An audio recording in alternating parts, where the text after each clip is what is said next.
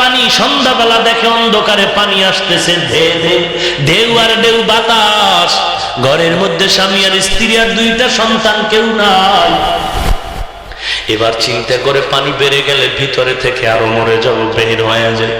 স্বামী আর স্ত্রী বের হবে, স্ত্রী বলে, রে স্বামী আমার, আমি নিজে নিজে বাঁচার চেষ্টা করি, তুমি এই দুই সন্তানের নাও, তুমি একে বাঁচায়া ধরো, আমি পারবো না, আমি একাই বাঁচার চেষ্টা করি।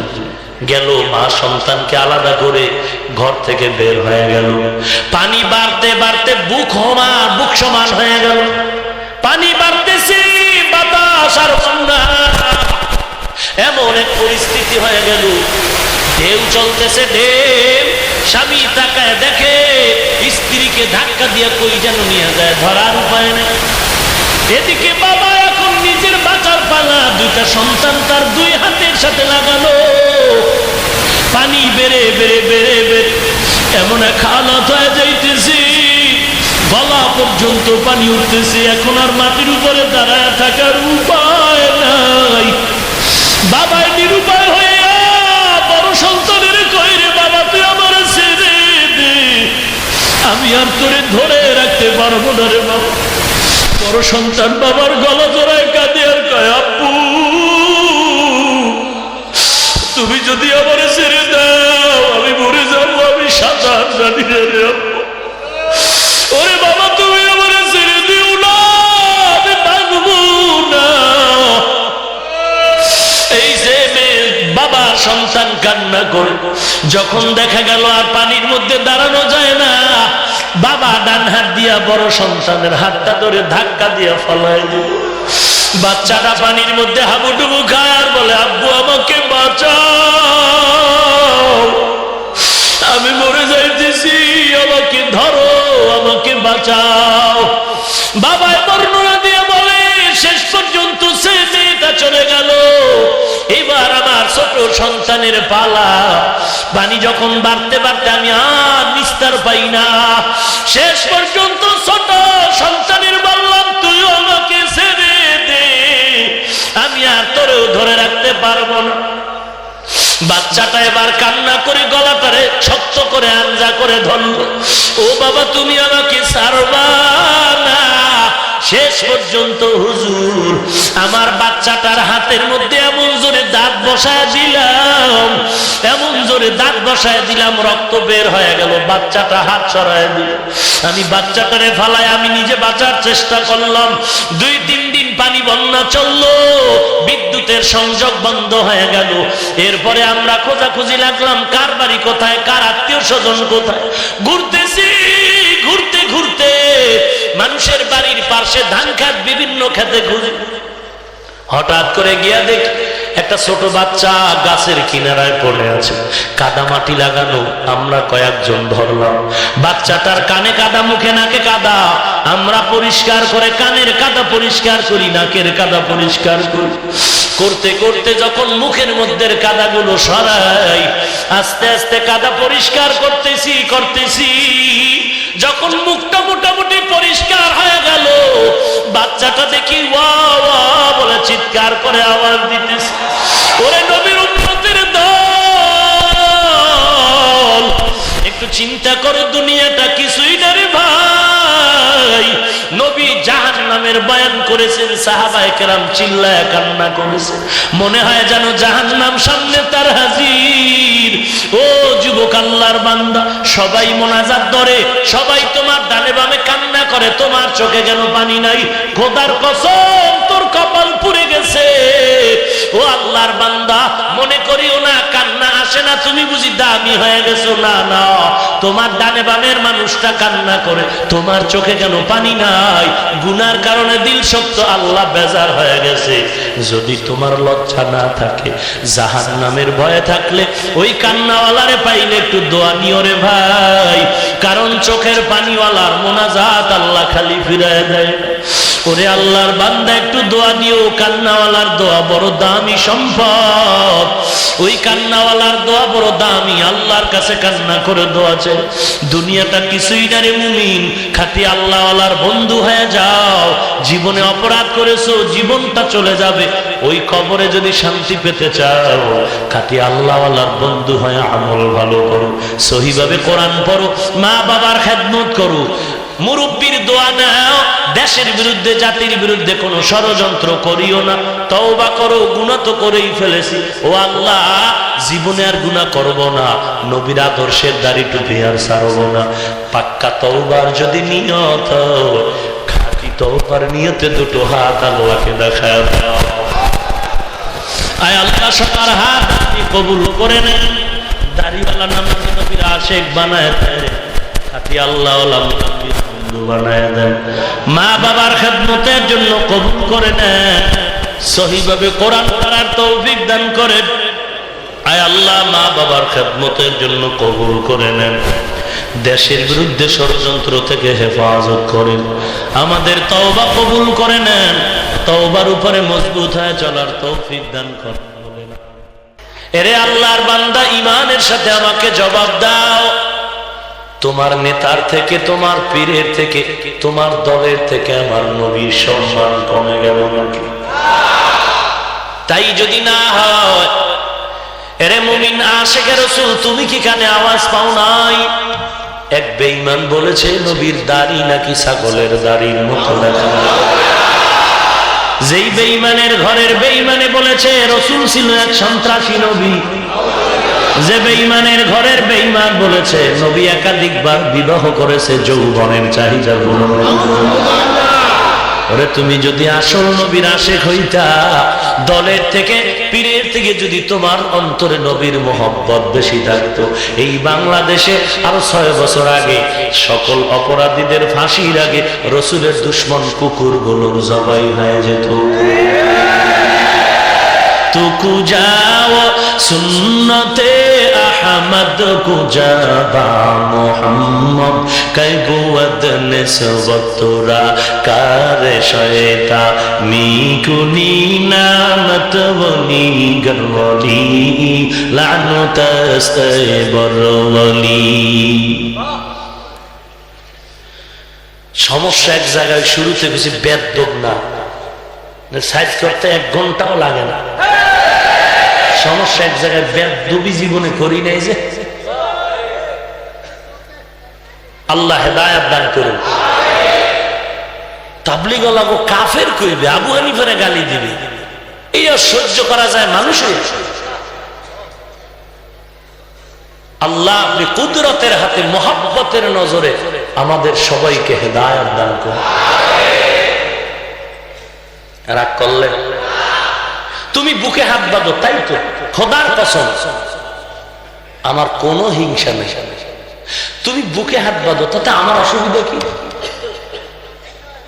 তুমি নাভির নিচে হাত না বেঁধে বুকে হাত বাঁধো, আলহামদুর পরে জোরে আমিন বলো, রফিআইন ইয়াদান করো, আমার কোনো সমস্যাই নেই। খোদার কসম, কসমের কথা বিশ্বাস না করলে ঈমান দুর্বল। আমি কসম করে বলছি, তুমি বুকে বাঁধো, নাইলে মাথায় বেঁধে খাড়ায় থাও, আমার কি? কিন্তু আমার কথা হলো, ওই জায়গায় 40 বছর যারা আমরা নাভির নিচে হাত বেঁধে নামাজ পড়েছি, আমগো মাঝে ফ্যাস লাগাইলে কেন? আমগো ঘরে আগুন লাগাইলে কেন? এই আগুন নিভাইতে গিয়ে কিছু কথা বলি, আগুন জ্বালাইতে চাই না, নিভাইতে চাই। কথা বুঝেন নাই? আল্লাহ হেদায়েত দান করুন। যার পান খাওয়ার অভ্যাস নাই, আর যদি পান দেয়, কাঁচা সুপারি দিয়ে পান দিছে, খাইয়েই মাথা গরম হয়ে গেছে। বিশ্ব রোডের দিকে তাকায় কয়, রোডটারে বাঁকা করলো কে রে? কথা বুঝেন কিছু? যেই লোক কোরআন বুঝে না, হাদিস বুঝে না, এর যদি বাংলা তর্জমা পড়ায় কয় তুই হিরো রে, এই লোক আবু হানিফারে গালি দেওয়া কোনো ব্যাপার না। অথচ আমরা আবু হানিফার মাযহাব মানি, নবী হিসাবে মানি। আবু হানিফা বলছে আমার না মানলে জাহান্নামে যাবে। আমরা যে পিসাবরে মানি, নবী হিসাবে? পিসাব বলছে আমার না মানলে জাহান্নামে যাবে। আমরা আবু হানিফার মাসআলা মানি কেন? একই বিষয়ে তার পরস্পর বিরোধী অনেক হাদিস, এগুলোর সমাধান করেছেন আবু হানিফা ইমামগণ। তার মাযহাব মানতে গেলে দেখা যায় একটু সুন্দরভাবে সহজে আমল করা যায়। এই জন্য মানি, পীরের কথা মানি, এই জন্য যে আমার জবান থেকে তার জবান বড় পবিত্র, আমার চোখ থেকে তার চোখ দুটো পবিত্র, আমার জিহ্বা থেকে আল্লাহওয়ালার জিহ্বা ভালো, আমার অন্তর থেকে আল্লাহওয়ালার অন্তর ভালো, আমার হাত থেকে আল্লাহওয়ালার অন্তর হাত বড় ভালো, আমার হাত না পাক, চোখ না পাক, আমার অন্তর না পাক, জিহ্বা না পাক। আল্লাহওয়ালারা রাতে ঘুমায় না, তাহাজ্জুদের মুসাল্লায় কান্না করে, আল্লাহর মুহাব্বতের সাধনা করে করে তাদের হাতটাকে গুনাহ থেকে বাঁচাবার চেষ্টা করে, আল্লাহর কাছে বড় প্রিয় হয়ে গেল। আমরা তাদের নেক নজর পাওয়ার জন্য একটু যাই, কারণ আল্লাহওয়ালার নেক নজর পাইলে আমলের মধ্যে বরকত বেড়ে যায়।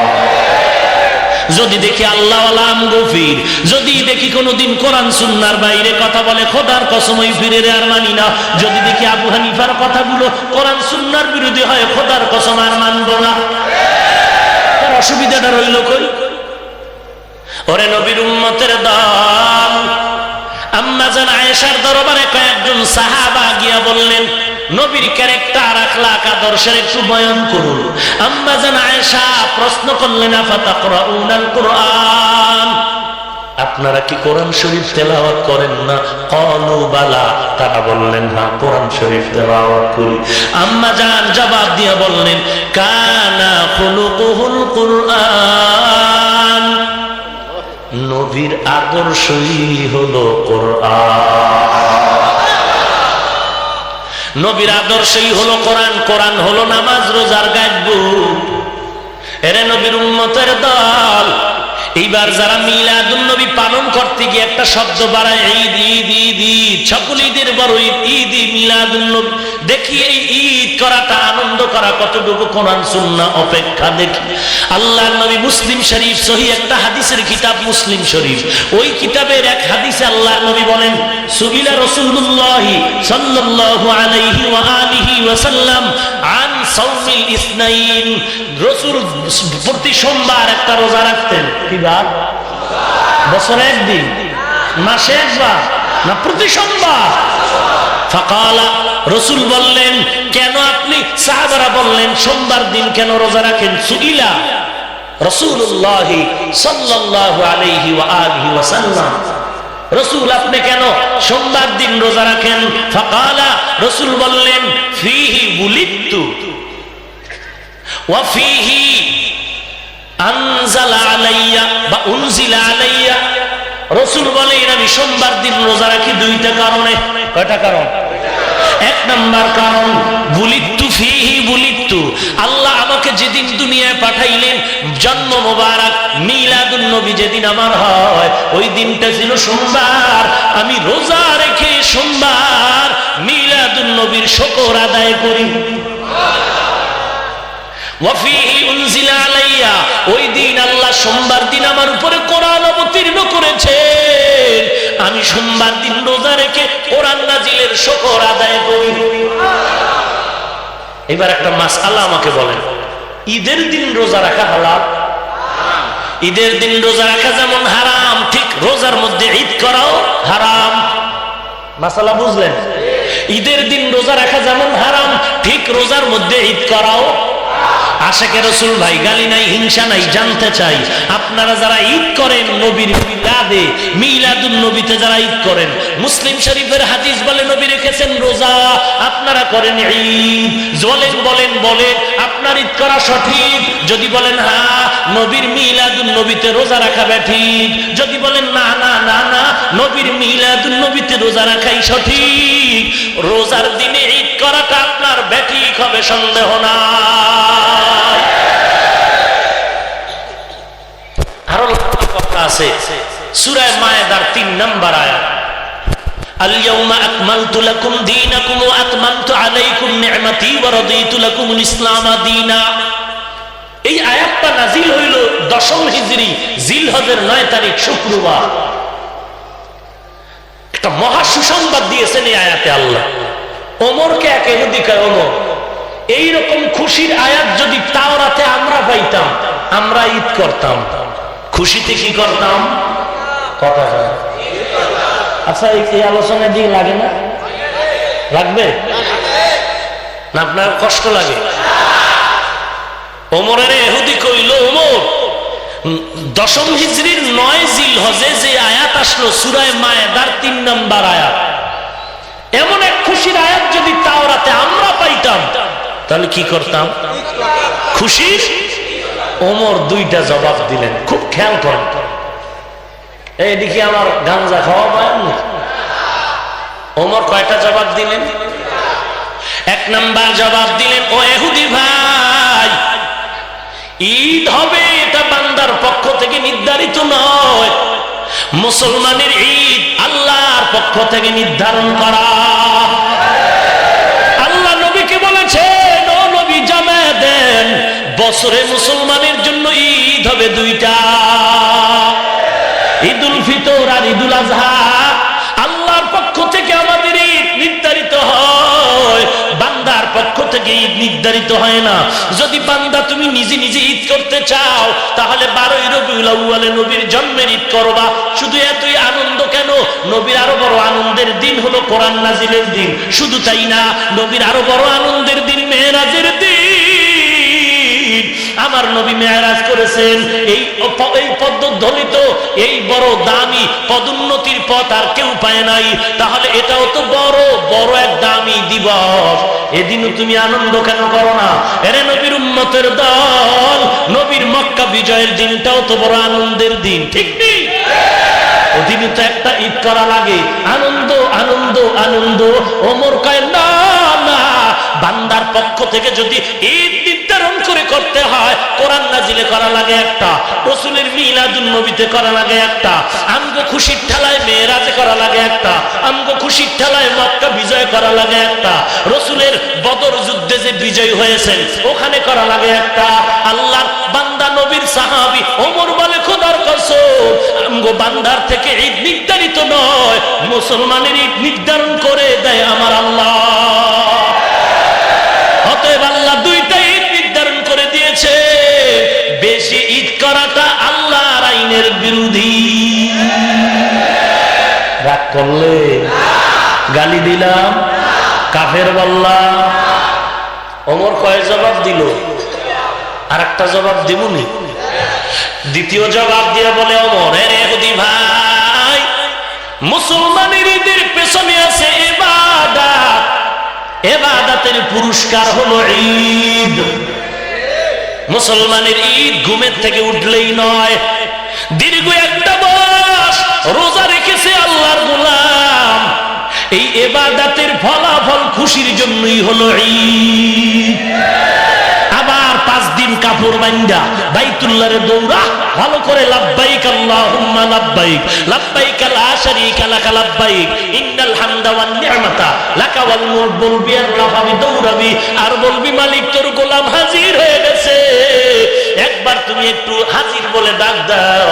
আম্মা জান হাজেরা সফা মারওয়ায় দৌড়াইছে, সাই করেছে, ও হাজিরা তোমরাও দৌড়াও। মিনা মুজদালিফায় দৌড়াবি, খানার দিকে তাকানো যাবে না। গোসল করারও টাইম নাই, খানারও টাইম নাই, ঘুমেরও টাইম নাই, দৌড়াইতে থাকো। এত কষ্ট, কোরবানির কষ্ট। এই কষ্টের পর আল্লাহ বলে, এই মহা এক কষ্টের ইবাদতের পর আমি মুসলমানের দিলাম কোরবানির ঈদ। অতএব ঘুমের থেকে ওইটা কোনো ঈদ নাই, মুসলমানের ঈদ হবে ইবাদতের বিনিময়। আর কেমনে বুঝাইতাম বাঙালিরে? আর কেমনে বুঝাইতাম? আর কেমনে বুঝাইতাম? আমরা বলে মিলাদুন নবী মানি না। ওরে নবীর মিলাদ জন্মেতে খুশি হইয়াই তো দাঁড়িয়ে রাখছে না, রাগ কইরা রাখছি? নবীর জন্মে খুশি দেখা টুপি পরেছে। আমরা নবীর মিলাদ মানি মরণ পর্যন্ত। শুধু 12ই রবিউল আউয়াল না, 12ই রবিউল আউয়াল হোক, 8ই রবিউল আউয়াল হোক, একদিন রাসূলের মিলাদ পালন করেছে আবু লাহাব। আমরা বছরে একদিন নয়, আমরা পৃথিবীতে আসার থেকে বালেগ হওয়ার পর থেকে রাসূলের সিরাত মানি, মিলাদে খুশি হইয়া রাসূল কইছে টুপি পর খুশির ঠেলায় টুপি পরেছি, রাসূল বলেছে দাড়ি রাখ, খুশিতে দাড়ি রেখেছি, রাসূল বলেছে নামাজ পড়, খুশিতে নামাজ পড়ি।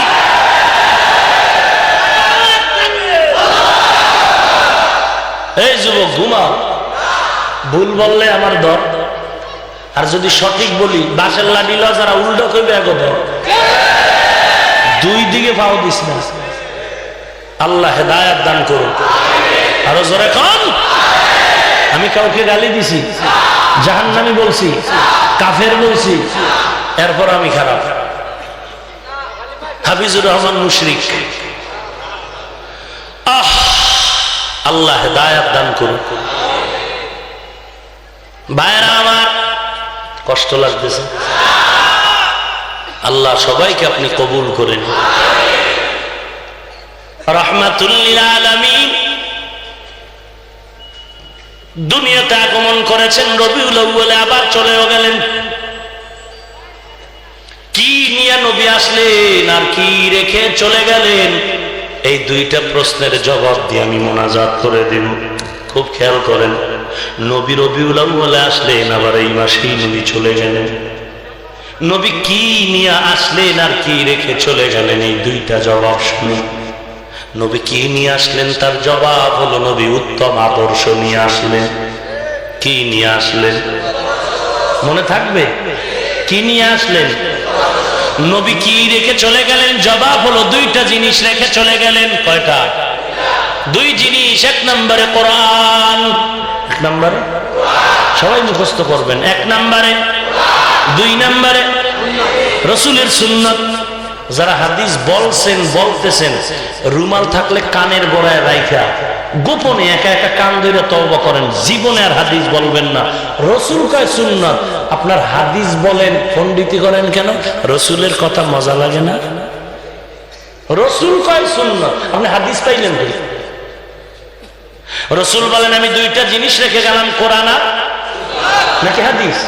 কোরআন আর সুন্নাত, দুই জিনিস রেখে গেলাম এবং গ্যারান্টি দিয়ে গেলাম, এই দুই জিনিস যারা আঁকড়ায় ধরবা, তুমি যদি ভ্যান চালাও, রিক্সা চালাও, আল্লাহর কাছে তোমার বড় দাম। আর এই দুইটা জিনিস কোরআন সুন্নাত যদি ধরে রাখতে না পারো, 10 তলা বিল্ডিং হলেও মাওলার দরবারে কোনো দাম নাই।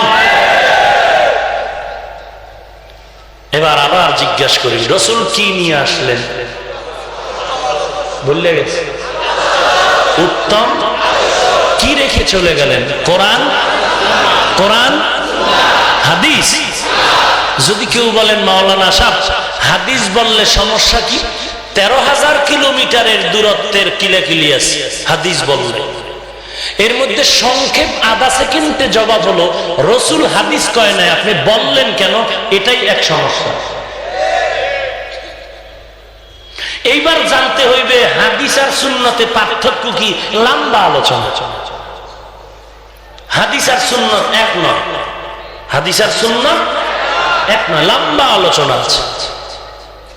বুঝলে আধা মিনিটের বয়ানই এনাফ, না বুঝলে 13 বছরের বয়ানও আবু জাহাল কালেমা পড়বে। আল্লাহ আপনি কুদরতের হাতে হেদায়েত দান করুন। মাঝে মাঝে যে জুতা লইয়া উঠতেই আছে, আমি কিন্তু সব দেখতেছি। শুরুতেই বলছিলাম আপনারা আমার আপন মানুষ, আপনাদের দোয়া, আপনাদের নেক নজরে তো আমি কথা বলতেছি। অতএব উঠে আপনারা এই বিশৃঙ্খলাটা করবেন না। কত মানুষ ডেঙ্গিয়ে যাইতেছেন, জোতা লইয়েই দৌড়াইতেছে, কাঠটা লয়ে যায় আল্লাহ ভালো জানে। আল্লাহ আপনি সবাইকে কবুল করেন। আমি কি আরেকটু সামনে যাব? আল্লাহ কবুল করেন। সাউন্ড যেন ডাউন না হয়, ভলিউম বাড়া। আল্লাহ কবুল করেন। রাসূল কি নিয়ে আসলেন? উত্তম। এবার এই বিষয়টার উপরে কিছু কথা বলি। উত্তম আদর্শ নবীর কেমন? কেমন আমার নবীর উত্তম আদর্শ? যে নবী দুনিয়াতে আসার আগের থেকে মুমিনেরাও নবীর গুণগান গায়, বেঈমানেরাও। ঈসা নবীর আগে এক সাধক এই জমিনে ছিল, 100 বছর পর্যন্ত জঙ্গলার পার্শ্বে মাটির মধ্যে বসে সাধনা করেছে। সাধক আল্লাহ পাওয়ার জন্য নাম হলো গৌতম বুদ্ধ। মাটির মধ্যে বসে দীর্ঘ বছর সাধনা করার কারণে মাটির তৈরি ওই পোকায় গৌতম বুদ্ধের শরীরের নিচের অংশ খেয়ে ফেলল। এই গৌতম বুদ্ধ দীর্ঘ বছর পর্যন্ত সাধনা করে করে একটা ধর্মের আবির্ভাব ঘটালো। ধর্মটার নাম দিল বৌদ্ধ ধর্ম। এই ধর্মের মূল স্লোগান হলো জীব হত্যা মহাপাপ। গরু কাটা যাবে না, জীব কাটা যাবে না, মানুষ কাটা যাবে না, কোন ভেড়া বকরি গরু দুম্বা ছাগল কাটা যাবে না, প্রাণী কাটা যাবে না, জীব হত্যা মহাপাপ।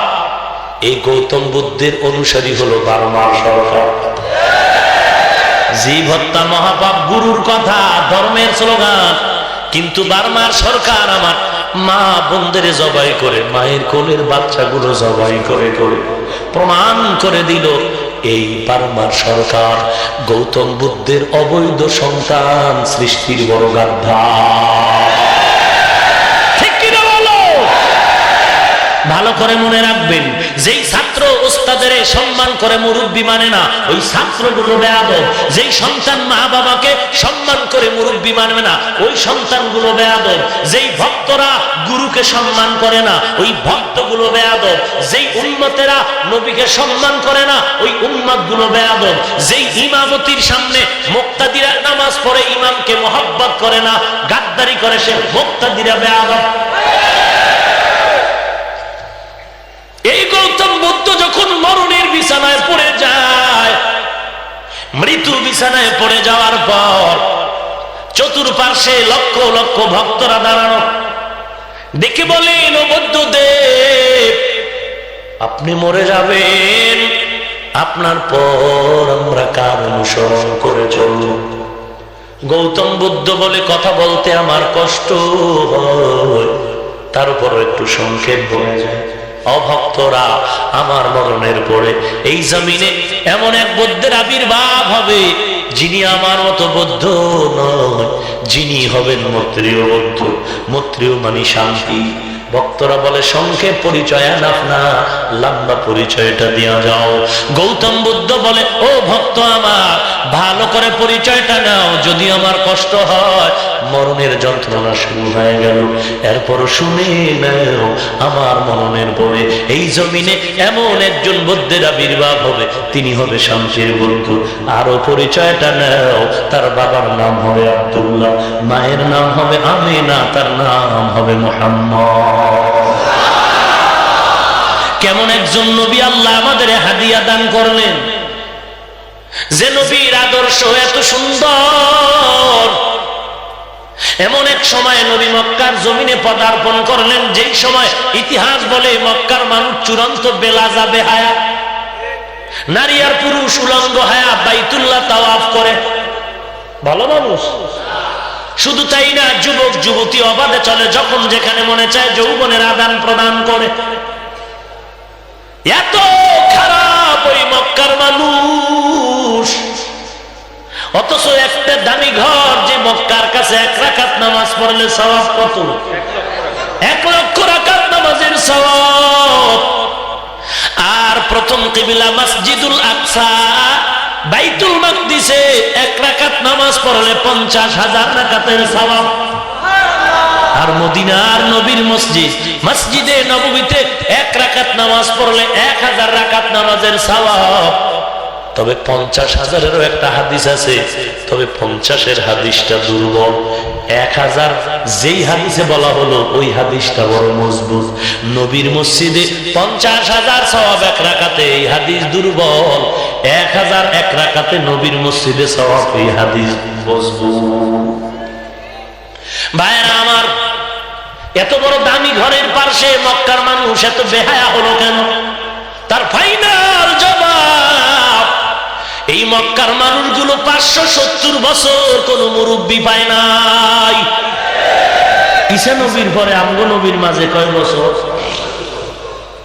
অতএব আমি মুলাদির জমিনে ফাইনাল ফতোয়া দিয়া গেলাম, যারা বলবে আমার ওস্তাদ লাগে না, পীর লাগে না, ইমাম লাগে না, মাযহাব লাগে না, তারা গোমরাহ। আল্লাহ কয় মুরব্বী লাগবে, তুমি কেন বলো লাগবে না? আল্লাহ বলেন, আমি মুরব্বী দিলাম 4 দল। ওয়া মান ইউতিইল্লাহ ওয়ার রাসূলা ফাউলাইকা মা'আল্লাযীনা আন'আমাল্লাহু আলাইহিম মিনান নাবিয়্যিন ওয়াস-সিদ্দীকিন ওয়াশ-শুহাদা'i ওয়াস-সালিহিন ওয়া হাসুনা উলাইকা রাফীকা। চার দল বন্ধু দিলাম, নবীগণ, সিদ্দিকগণ, শহীদগণ, সালেহগণ। এই মুরব্বী যদি তুই অ্যাবাউট করে চলো, আল্লাহ তাআলা সূরা কাহফের ভিন্ন আয়াতে বলেন, মাইয়াহদিল্লাহু ফাহুয়াল মুহতাদ ওয়া মান ইউদ্লিল ফালান তাজিদা লাহু ওয়ালিয়াম মুরশিদা। আল্লাহ বলেন, আমি যারা হেদায়েত দিব সে জান্নাত পেয়ে যাবে, যার কপালে হেদায়েত নাই ওই বান্দা হেদায়েতের কোনো মুর্শিদ পাবে না। কি পাবে না? মুর্শিদ মানে পথ প্রদর্শক, যিনি জান্নাতের পথ দেখায় দেয়। মুর্শিদ কোরআনের শব্দ, ভিন্ন আরবি শব্দ শায়েখ, এইটাকেই আবার ফার্সি ভাষায় বলে পীর। পীর কারে কয় যে বিড়ি টানে? হ্যাঁ, আল্লাহওয়ালা এমনি হওয়া যায় না রে বাবা। তুমি আজ খাজা মঈনুদ্দিনের গালি দাও। কে সে খাজা মঈনুদ্দিন? যিনি মদিনার থেকে ভারতে আসলেন কালেমার দাওয়াতের জন্য। কোথার থেকে? কোথায় আসলেন? ভারত। কালেমার দাওয়াত দিয়েছেন। বাড়ির সামনে গিয়া মায়ের কাছে গিয়া খুব হাসে আনন্দ। ও পর্দার আড়ালের মা, আসেনি মা বোনেরা? ও মা, ভালো করে শুনে নাও, আমি হাফিজুর রহমানের মাও একজন মা, তুমিও সন্তানের মা। ও বাবাজি, আমার বাবা একজন বাবা, তুমিও সন্তানের বাবা। মনে করিও না টুপি মাথায় দিয়ে বুঝি সম্মান কমে গেল। খোদার কসম, রাসূলের আদর্শের কারণে এত সম্মান এই জমিনে আল্লাহ দিয়েছেন। বাংলাদেশ কেন, সারা দুনিয়ার এক নম্বরের ধনী লোক এত সম্মান পায় না। সম্মান দেওয়ার মালিক কে? কত মানুষ এসে কান্না করে, হুজুর বিবাহ করেছি কোনো সন্তান নাই, একটা সন্তান যদি পাইতাম কোরআন পড়ে হাফেজ বানাইতাম। দুইটা ছেলের মাথায় পাগড়ি দেওয়া হলো, ধন্য তার মা বাবার জিন্দেগি। কিয়ামতের ময়দানে আল্লাহ ডাকবে, ও কোরআন আল্লাহ, আমি আল্লাহ তোর মা বাবার মাথায় আজকে নূরের টুপি পরায় দিন। আর তুই কোরআন পড়েছো, আরো পর, আজকে আমি মাওলা তোর সামনে কোরআন শুনবো। তুই এক একটা আয়াত পড়বি, এক একতলা বিল্ডিং এ লিফটের আকারে উঠে যাবি। আহা, ও পর্দার আড়ালের মা, খাজা মঈনুদ্দিন মায়ের সামনে খুব খুশি।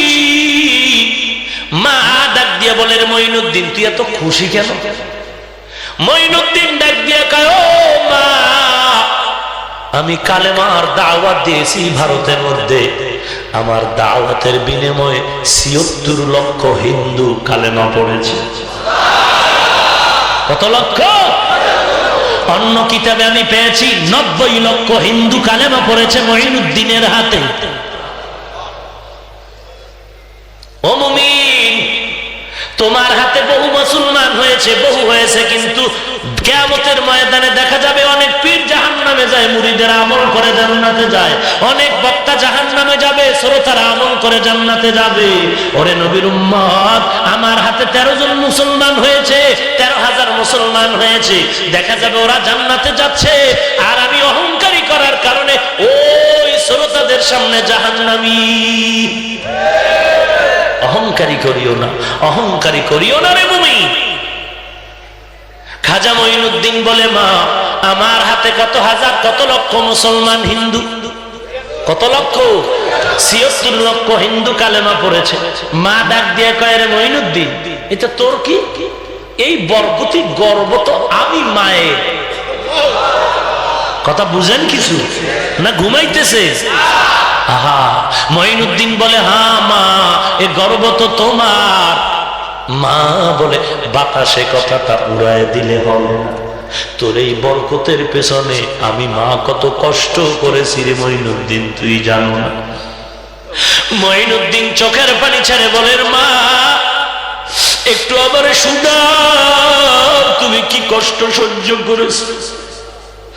মঈনুদ্দিনের মা চোখের পানি ছেড়ে কয়, রে সন্তান, তুই আমার গর্বে যেদিন আসছো আল্লাহর শপথ আমি এক রাত্র ঘুমাই নাই, আমি যায় নামাজ বিছায় সারা রাত্র তাহাজ্জুদের মুসাল্লায় কান্না করেছি আর আল্লাহর দরবারে দোয়া করেছি, রে মালিক আমার গর্বের সন্তানের তুমি কুতুবুল আলম একজন ওলি বানায়া দাও।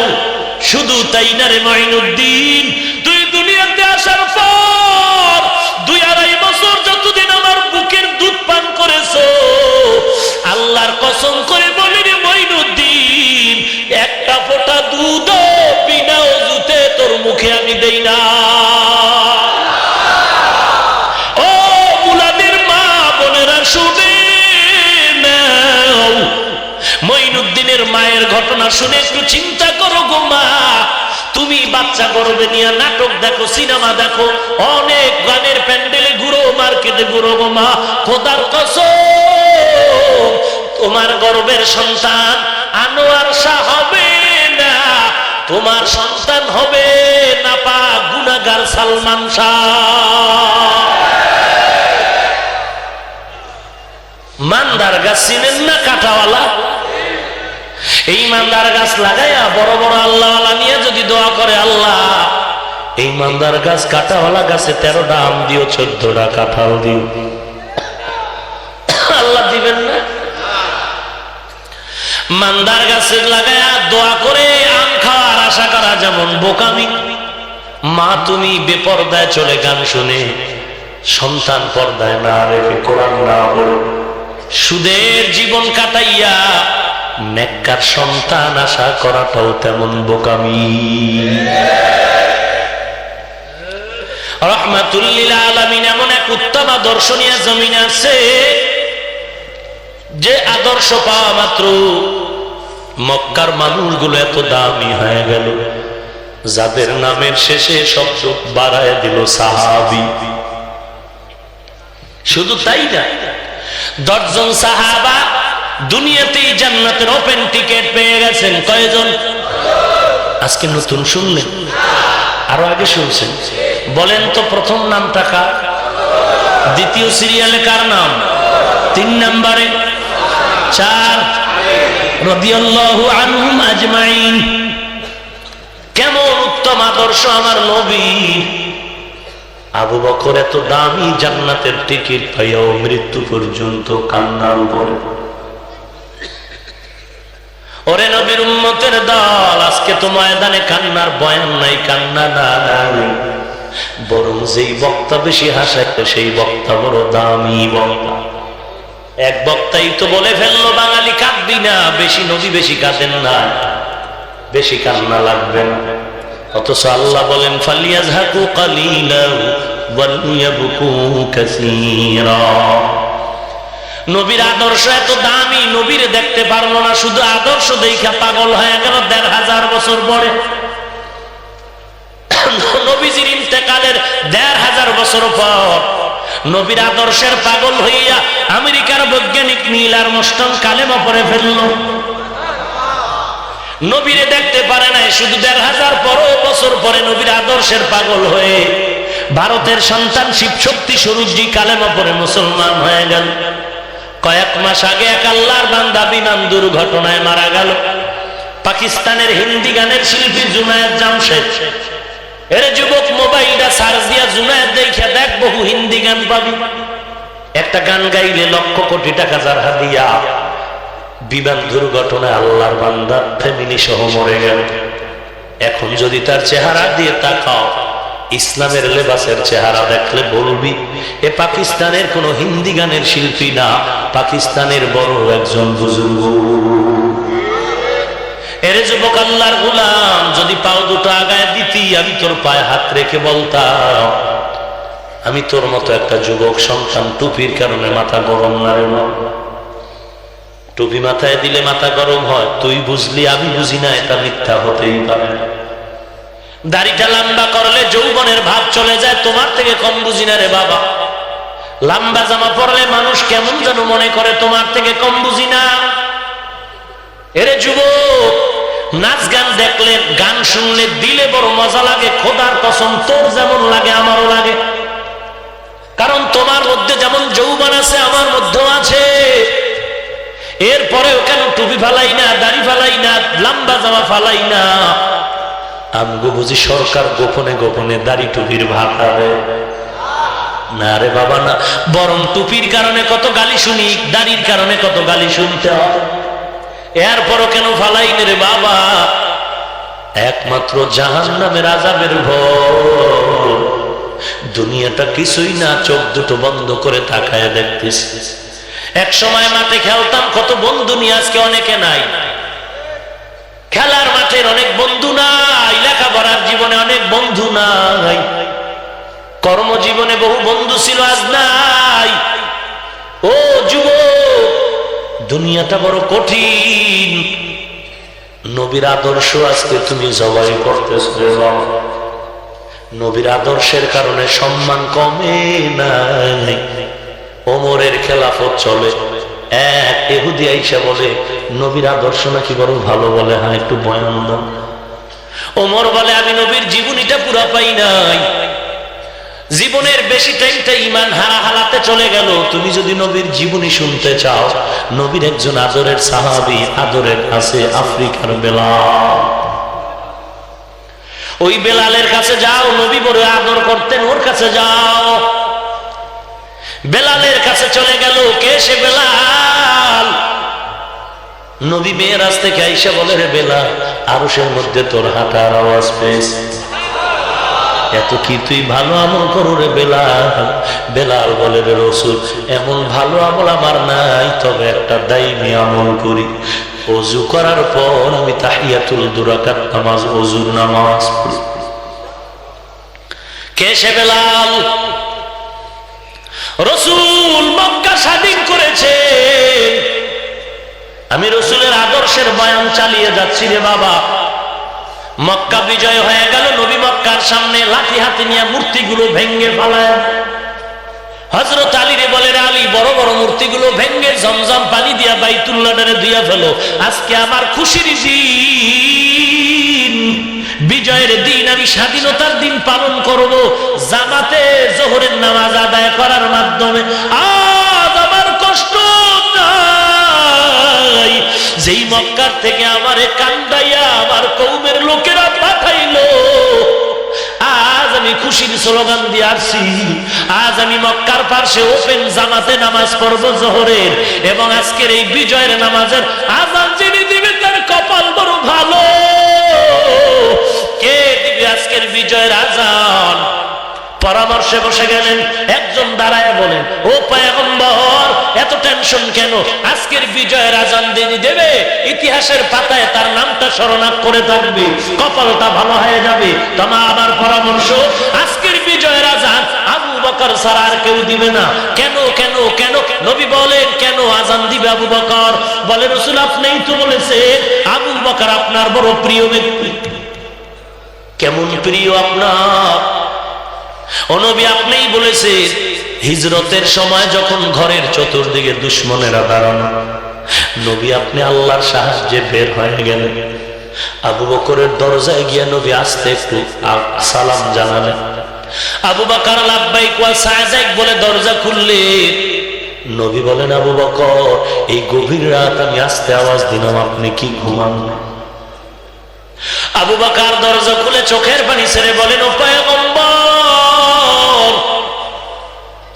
ওই 2-2.5 বছর আগে আপনি আমার কানে কানে বলেছিলেন আবু বকর হিজরত করতে মদিনায় তুমি আমার সাথে যাবে। নবী আল্লাহর জাতের কসম, ওই 2-2.5 বছর যেদিন আপনি কানে আওয়াজ দিয়েছেন, আমি আবু বকর যত ব্যস্তই থেকেছি, রাতে আজ পর্যন্ত আমি একটা সেকেন্ডের জন্য ঘুমাই নাই।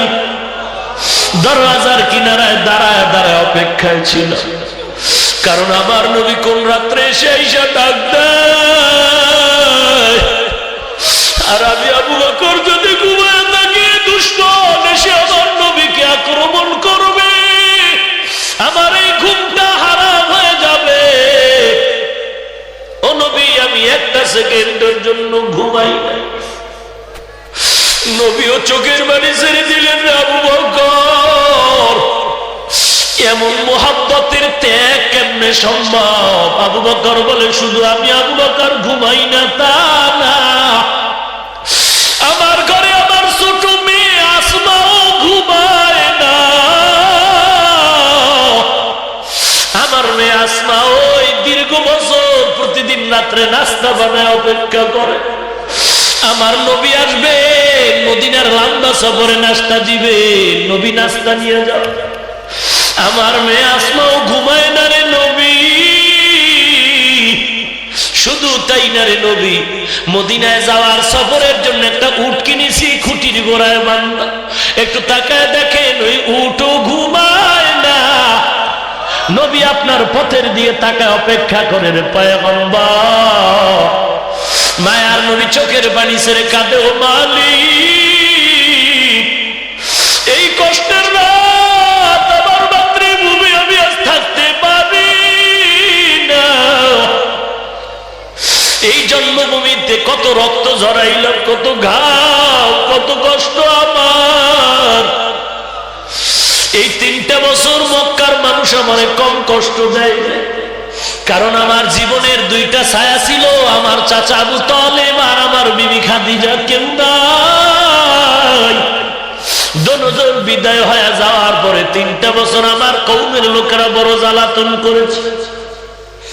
নবী কান্না করে দোয়া করে, ও মালিক, আবু বকরের দেওয়ার মতো কিছু নাই, তবে আমি আজ এই দুঃখের রাতে দোয়া করি, ও আল্লাহ, আবু বকরের সফর আজকে শুরু হলো, মদিনা পর্যন্ত সফর শেষ না।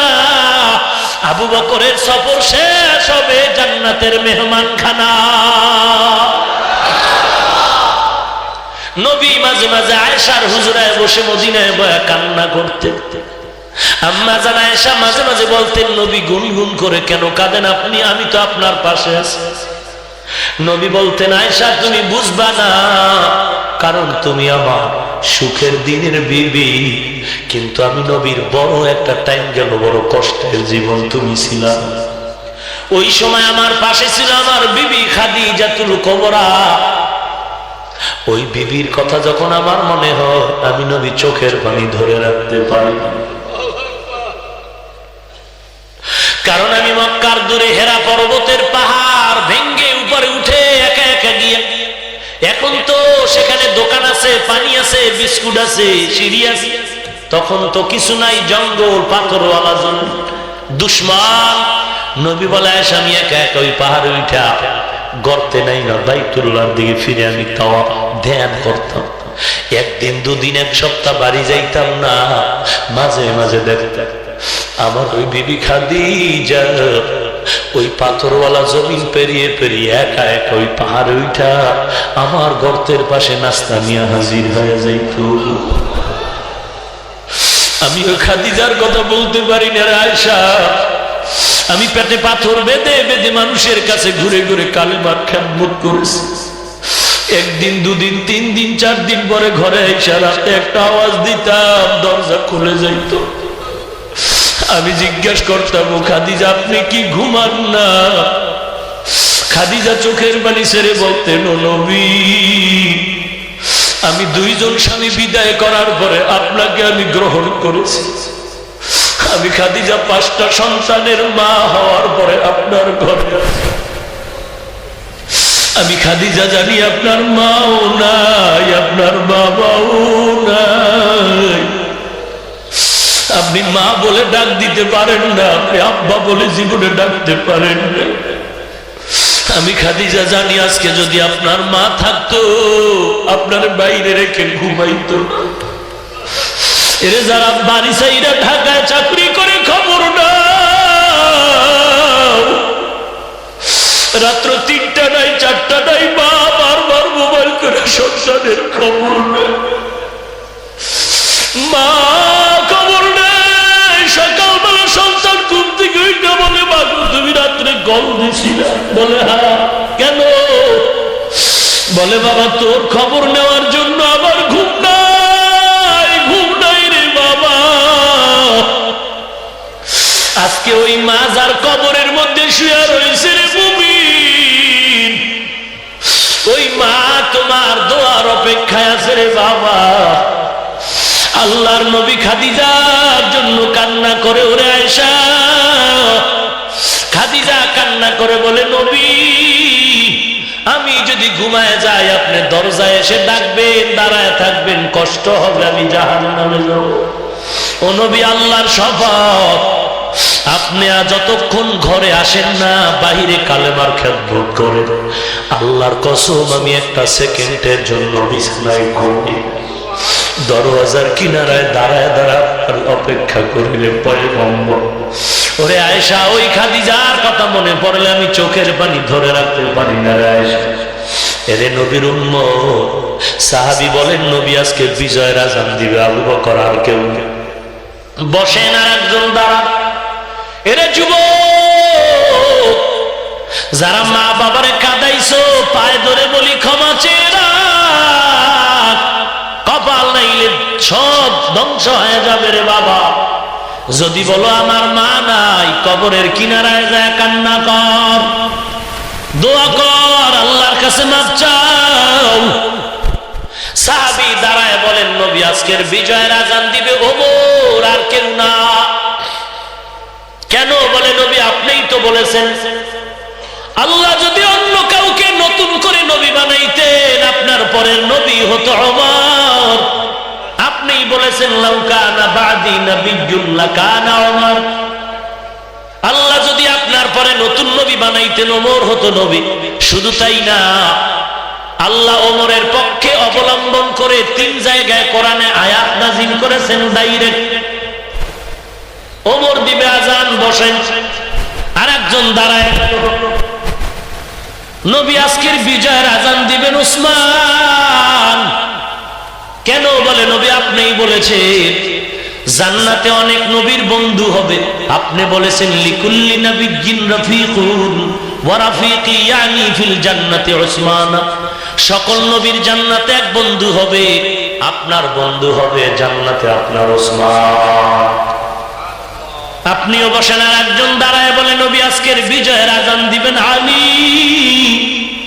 কারণ আপনি আলীর জন্য প্রশংসা করে বলেছেন আনা দারুল হিকমাতি ওয়া আলিয়্যুন বাবুহা ওয়া আনা মাদিনাতুল ইলমি ওয়া আলিয়্যুন বাবুহা। নবী আপনি বলেছেন আপনি হিকমতের ঘর অথবা ইলমের শহর, দরজা হলো আলী। আলী দিবে আযান, আপনি বসে। সময়ের অপেক্ষা, আল্লাহর সিদ্ধান্ত আসবে। কে দিবে আজকে মক্কা বিজয়ের আযান?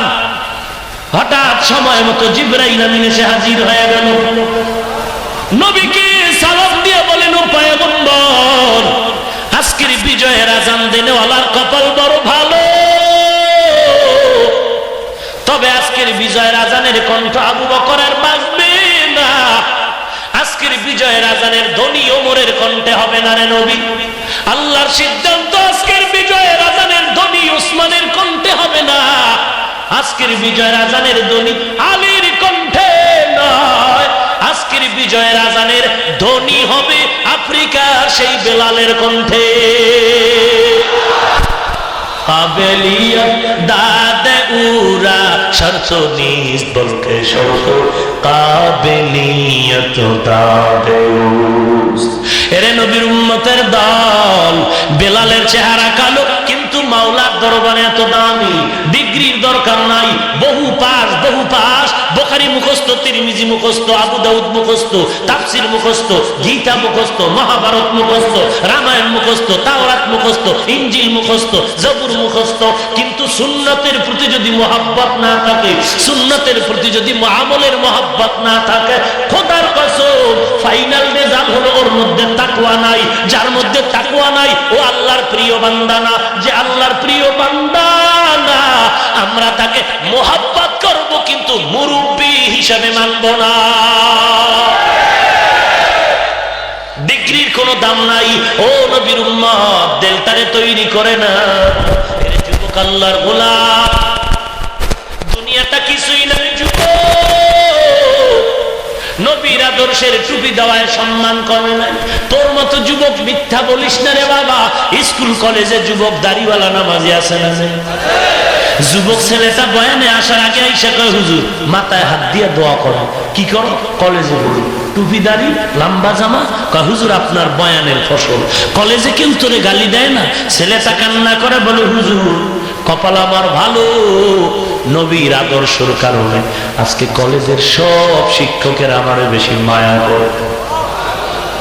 শুধু তাই না, আমার ক্লাসে মেয়েরাও ক্লাস করে, কিন্তু ওই মেয়েরা আমার দাড়ি টুপি নেওয়ার পর মেয়েরা আমার সাথে আর কি করে না, চালাকি করে না, তামাশা করে না। কেউ যদি আমার সাথে একটু হাসি তামাশা করতে যায়, মেয়েরা কয় ও একটু আলাদা চলতে চায়, ওরে তোরা ডিস্টার্ব করিস না। সুন্নতের সম্মান আছে না নাই? এরে যুবক, কয়েক সপ্তাহ টেকনাফ রোহিঙ্গাদেরকে তেরাম দিয়া যুবকের একটা কাফেলা সিলেটের বাড়ি যায়।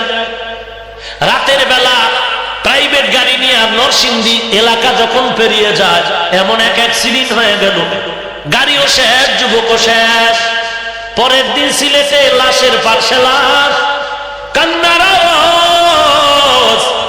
এরে যুবক, তোমার মতো দাড়িওয়ালা নামাজি যুবক র্যাব, আর্মি, পুলিশ, বিডিআর নাই, তুমি কেন পারবা না রে বাবা? ফাইনাল আনসার, কপাল পুড়ে গেল। তওবা না করা পর্যন্ত পড়া কপালে জোড়া লাগবে না। তোমার মতো যুবক দাড়িওয়ালা নামাজি, কোটি টাকার মালিক, এক টাকাও হারাম খায় না, ড্রাইভারি করে, কৃষি কাজ করে, শ্রমিকের কাজ করে, অভাব নাই, তুমি কেন পারবা না রে বাবা? আজকে তুমি রাত বেলা ঘুমাও না রে বাবা, 3টা বাজে, তারপর মা দেখে ল্যাপের ভিতরে মোবাইল চালায়। মা কয় রে বাবা ঘুমাবি না? সন্তান বলে মা বাধা দিও না, তুমি ঘুমাও। এরে যুবক, হাসির কথা না, তোর আপন হয়ে বলছি, মনে করিস না টুপিওয়ালা তোর দুশমন। কসম করে বলি, এই জমিনে তোদের টুপিওয়ালা ছাড়া আপন কেউ নাই। তুই যাদের বন্ধু বানাইয়া, তুই যেই যুবকের বন্ধু বানায়া তাস খেলো, লুড্ডু খেলো, ক্যারাম বোর্ড খেলো, আজকে তুই মদের আড্ডায় যাও, পার্কে পার্কে ঘুরো, খোদার কসম ওই যুবক তোর কেউ আপন না। ওরা স্বার্থপর, গলায় ছুরি লাগাবার দুশমন। 10 দিন তারা ভিতরে মহব্বত করবে, একদিন কষ্ট দিবি, বন্ধু নিয়ে ষড়যন্ত্র করে তোরে জবাই করে নদীর মধ্যে লাশ পালায় দিবি। মিথ্যা বলছি বল? এরে যুবক, আল্লাহর গোলাম, অনুরোধ করে বলছি রে বাবা, এই মোবাইলে তোর যৌবনও নিয়ে গেল, তোর খবর নাই। তুই একজন সায়েন্সের ডাক্তারের জিজ্ঞাসা কর, এই মোবাইল নামের গজবে তোর চোখের পাওয়ার চলে গেল, তোর চেহারার মধ্যে একটা নূর ছিল। 20 বছর পরে যুবকের চেহারা উজ্জ্বল হয়, 40 বছর পর্যন্ত উজ্জ্বলতা নষ্ট হবে না। এরে যুবক, তুই আয়নার সামনে দাঁড়াইয়া আমার একটু টেলিফোনে বল, তোর চেহারার মধ্যে নূর নাই কেন? তোর চেহারার দিকে তাকাইলে মায়া লাগে না কেন? তোর চেহারার উজ্জ্বলতা নষ্ট হলো কেন? কোনো জবাব নাই। খোদার কসম, এই গজবের মোবাইল, এই মোবাইলের গজবে তোর মাথা নষ্ট, ব্রেন নষ্ট, কিডনি নষ্ট। এই মোবাইলের কারণে আজকে তোমার হাড়ের উপরে আঘাত, যৌবন শেষ, জীবনটা শেষ। এরে যুবক, আল্লাহর গোলাম, অনুরোধ করে বলছি রে বাবা, তওবা কর, দুনিয়া কিছুই না। দুনিয়াতে মনে করেছো দল আপন, মা আপন, বাবা আপন, না না, কেউ তোমার আপন না রে বাবা। তুই মরার পরে আজকে কি ভাব, অন্তরে ভাব, মোবাইলে কোরআন শরীফ বাংলাটা ডাউনলোড কর, ডাউনলোড করে মাঝে মাঝে বাংলা তরজমা পড়। আল কারিআতু মাল কারিআ ওয়া মা আদরাকা মাল কারিআ ইযা যুলজিলাতিল আরদু জিলজালাহা ওয়া আখরাজাতিল আরদু আসফালাহা ওয়াইলুল লিকুল্লি হুমাযাতিল লুমাযা আল্লাযী জামাআ মালান ওয়া আদ্দাদা। এই সূরাগুলোর তরজমা পড়ে দেখ, তোর অন্তর যদি বলে কোরআন সত্য, এই তরজমা সত্য, এই সূরাগুলো সব জাহান্নামের আলোচনার বয়ান, একটু পড়িয়া দেখ। আল্লাহ আযাব বানায় রাখছে তোর জন্য। কবরের আযাবগুলো নিয়ে যদি কবরে যাও, 2 পাশ থেকে মাটির এমন চাপ, পাথরের হাত চুরমার হয়ে যাবে। মায়ার নবী জাহান্নামের বয়ান করে বলেন, বিজ্ঞানীরা বলে এই যে সূর্য দেখি দিনের বেলা জমিন থেকে 9,30,00,000 মাইল দূরে, ওই কিয়ামতের ময়দানে এই সূর্য মাথার উপরে চলে আসবে। আল্লাহ বলবে, সূর্য তোর সমস্ত তাপ জমিনে ছেড়ে দে। সূর্যের তাপে জমিনটা তামা হয়ে যাবে। বেঈমান আর গুনাহগারের মাথার মগজগুলো টকবক টকবক করে ফুটতে থাকবে, পেটের নারী বুড়ি পায়খানার রাস্তা দিয়া পড়ে যাও, নবীরা পর্যন্ত নাফসি নাফসি বলে কাঁদবে। ওরে নবীর উম্মত কেউ কারো আপন হবে না বাবা, বিশ্বাস করো না বিদায়। আল্লাহ মাঝে মাঝে আমার দেশে কত কবরে দেখা গেল আগুন, সাপ, বিচ্ছু, ধোঁয়া, আবার কত কবরে লাশ 20 বছর পরে কাফন সহ তাজা। যত লাশ তাজা পাওয়া গেল সব নামাজির কবর, আর যত কবরের লাশ আগুন দেখা গেল সব বেনামাজির কবর। এরে নবীর উম্মতের দল, দুনিয়াতেই দেখো স্বার্থে পড়ে গেলে ছেলেরে ভুলে যায়, ছেলে মা বাবারে ভুলে যায়। আমাদের পটুয়াখালী, বরগুনা, এই বরিশালে যেই সময় সিডর হয়েছিল মনে আছে? ওই সময় পানি আর পানি, সন্ধ্যাবেলা দেখে অন্ধকারে পানি আসতেছে, ঢেউ আর ঢেউ বাতাস, ঘরের মধ্যে স্বামী আর স্ত্রী আর 2টা সন্তান, কেউ নাই। এবার চিন্তা করে পানি বেড়ে গেলে ভিতরে থেকে আরো মরে যাবো, বের হয়ে যায়। স্বামী আর স্ত্রী বের হবে, স্ত্রী বলে রে স্বামী আমার, আমি নিজে নিজে বাঁচার চেষ্টা করি, তুমি এই 2 সন্তানের নাও, তুমি একে বাঁচায়া ধরো, আমি পারবো না, আমি একাই বাঁচার চেষ্টা করি। গেল মা সন্তানকে আলাদা করে ঘর থেকে বের হয়ে গেল। পানি বাড়তে বাড়তে বুক সমান হয়ে গেল, পানি বাড়তেছে, বাতাস আর বন্যা, এমন এক পরিস্থিতি হয়ে গেল। ঢেউ চলতেছে, ঢেউ, স্বামী তাকায় দেখে স্ত্রীকে ধাক্কা দিয়ে কই যেন নিয়ে যায়, ধরার উপায় নেই। এদিকে বাবা এখন নিজের বাঁচার পালা, 2টা সন্তান তার 2 হাতের সাথে লাগানো, পানি বেড়ে বেড়ে বেড়ে বেড়ে এমন এক হালত হয়ে যাইতেছি, গলা পর্যন্ত পানি উঠতেছে, এখন আর মাটির উপরে দাঁড়ায় থাকার উপায় নাই। বাবাই নিরুপায় হয়ে বড় সন্তানের কই রে বাবা, তুই আমার ছেড়ে দে, আমি আর তোরে ধরে রাখতে পারবো না রে বাবা। বড় সন্তান বাবার গলা জড়ায় কাঁদে আর কয়, আব্বু তুমি যদি আমার ছেড়ে দাও আমি মরে যাবো, আমি সাঁতার জানি না রে আব্বু। ওরে বাবা তুমি আমার ছেড়ে দিও না, আমি পারবো না। এই যে বাবা সন্তান কান্না করে, যখন দেখা গেল আর পানির মধ্যে দাঁড়ানো যায় না, বাবা ডান হাত দিয়া বড় সন্তানের হাতটা ধরে ধাক্কা দিয়া ফলায় দিল। বাচ্চাটা পানির মধ্যে হাবুডুবু খায় আর বলে, আব্বু আমাকে বাঁচাও, আমি মরে যাইতেছি, আমাকে ধরো, আমাকে বাঁচাও। বাবায় বর্ণনা দিয়ে বলে, শেষ পর্যন্ত সে মেয়েটা চলে গেল, এবার আমার ছোট সন্তানের পালা। পানি যখন বাড়তে বাড়তে আমি আর নিস্তার পাই না, শেষ পর্যন্ত ছোট সন্তানের বললাম, তুই আমাকে ছেড়ে দে, আমি আর তোরেও ধরে রাখতে পারবো না। বাচ্চাটা এবার কান্না করে গলাটারে শক্ত করে আঞ্জা করে ধরল, ও বাবা তুমি আমাকে ছাড়বা না। শেষ পর্যন্ত হুজুর আমার বাচ্চাটার হাতের মধ্যে এমন জোরে দাঁত বসায় দিলাম, এমন জোরে দাঁত বসায় দিলাম, রক্ত বের হয়ে গেল। বাচ্চাটা হাত সরায় দিল, আমি বাচ্চাটারে ফালায় আমি নিজে বাঁচার চেষ্টা করলাম। 2-3 দিন পানি বন্যা চললো, বিদ্যুতের সংযোগ বন্ধ হয়ে গেল। এরপরে আমরা খোঁজাখুঁজি লাগলাম, কার বাড়ি কোথায়, কার আত্মীয় স্বজন কোথায়। ঘুরতেছি, ঘুরতে ঘুরতে মানুষের বাড়ির পাশে ধান খাত, বিভিন্ন খেতে খুঁজি, হঠাৎ করে গিয়া দেখি একটা ছোট বাচ্চা গাছের কিনারায় পড়ে আছে, কাদা মাটি লাগানো। আমরা কয়েকজন ধরলাম, বাচ্চাটার কানে কাদা, মুখে নাকে কাদা। আমরা পরিষ্কার করে কানের কাদা পরিষ্কার করি, নাকের কাদা পরিষ্কার করি। করতে করতে যখন মুখের মধ্যে কাদাগুলো সরাই, আস্তে আস্তে কাদা পরিষ্কার করতেছি, যখন মুখটা মোটামুটি পরিষ্কার হয়ে গেল, বাচ্চাটা দেখি ওয়া ওয়া বলে চিৎকার করে আওয়াজ দিতেছে। ওরে নবীর উম্মতের দল, একটু চিন্তা করো, দুনিয়াটা কিছুই না রে ভাই। নবী জাহান্নামের বয়ান করেছেন, সাহাবায়ে কেরাম চিল্লায় কান্না করেছেন, মনে হয় যেন জাহান্নাম সামনে তার হাজির। ও যুবক আল্লাহর বান্দা, সবাই মোনাজাত ধরে, সবাই তোমার ডানে বামে কান্না করে, তোমার চোখে যেন পানি নাই। খোদার কসম তোর কপাল পুড়ে গেছে, ও আল্লাহর বান্দা, মনে করিও না কান্না আসে না, তুমি বুঝি দামি হয়ে গেছো। না না, তোমার ডানে বামের মানুষটা কান্না করে, তোমার চোখে কেন পানি নাই? গুনার কারণে দিল শক্ত, আল্লাহ বেজার হয়ে গেছে। যদি তোমার লজ্জা না থাকে, জাহান্নামের ভয়ে থাকলে, ওই কান্নাওয়ালারে পাইলে একটু দোয়া নিও রে ভাই, কারণ চোখের পানিওয়ালার মোনাজাত আল্লাহ খালি ফিরায় দেয়।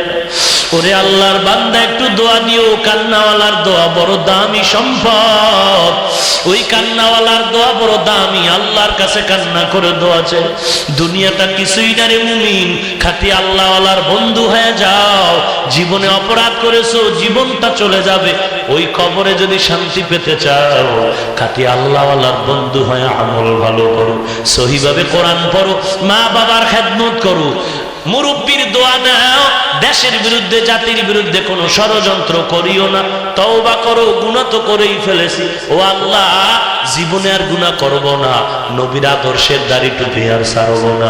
পাক্কা তওবার যদি নিয়ত, খাঁটি তওবার নিয়তে দুটো হাত আল্লাহকে দেখায় দাও। আয় আল্লাহ, সবার হাত আপনি কবুল করে নেন। দাড়িওয়ালা নামাজি নবীর আশিক বানায় দেন, খাঁটি আল্লাহওয়ালা মুমিন বন্ধু বানায় দেন। মা বাবার খেদমতে